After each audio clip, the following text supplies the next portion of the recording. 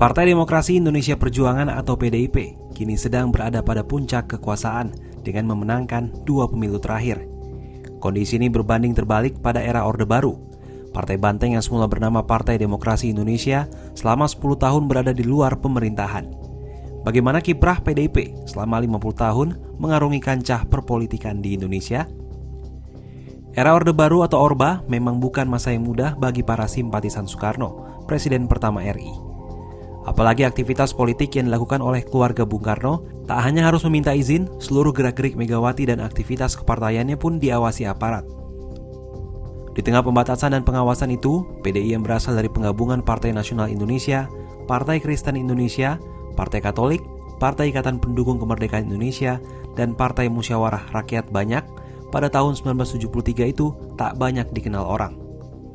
Perolehan suara partai dalam 5 kali pemilu tak pernah signifikan. Dari 3 partai politik peserta pemilu di era Orba, PDI selalu menempati peringkat terakhir di bawah Golkar dan Partai Persatuan Pembangunan atau P3. Pasca lengsernya Soeharto pada 1998, PDI di bawah kepemimpinan Megawati semakin kuat. Berdasarkan Kongres PDI di Bali pada tahun yang sama, ia terpilih sebagai Ketua Umum PDI 1998 hingga 2003. Jelang pemilu 1999, nama parpol tersebut diubah menjadi PDI Perjuangan atau PDIP.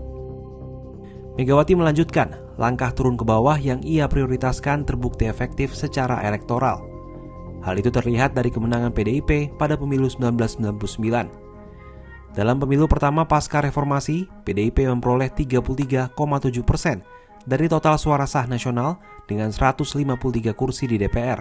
Raihan itu sekaligus menempatkan PDIP sebagai partai pemenang pemilu.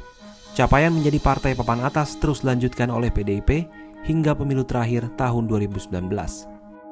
Sementara di kontestasi Pilpres, Megawati yang maju di Pilpres 2004 berpasangan dengan Hasyim Muzadi, kalah dari pasangan Susilo Bambang Yudhoyono, Yusuf Kala.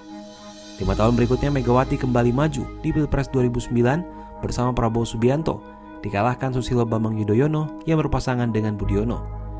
Namun pada pemilu 2014 dan 2019, Partai Wong Cilik itu menyapu bersih kemenangan baik di Pileg maupun Pilpres.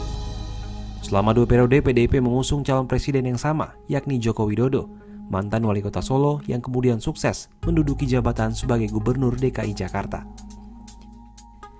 Tak hanya menjadi pemenang pemilu, capaian PDIP pada pemilu 2019 juga menempatkan sebagai satu-satunya parpol yang memenuhi ambang batas pencalonan presiden. Undang-undang pemilu mengatur parpol atau gabungan parpol harus memiliki setidaknya 20% kursi di DPR atau 25% suara sah nasional sebagai syarat untuk mengusung calon presiden dan wakil presiden. Dengan begitu PDI bisa mengusung pasangan capres dan cawapresnya tanpa berkoalisi dengan parpol lain. Sekalipun hingga saat ini PDIP belum mengumumkan capres yang akan diusung, Megawati berulang kali mengemukakan target partainya untuk mencetak hat-trick atau meraih kemenangan 3 kali berturut-turut. Untuk itu turun ke bawah untuk memahami dan menyelesaikan permasalahan real masyarakat juga terus ditekankan.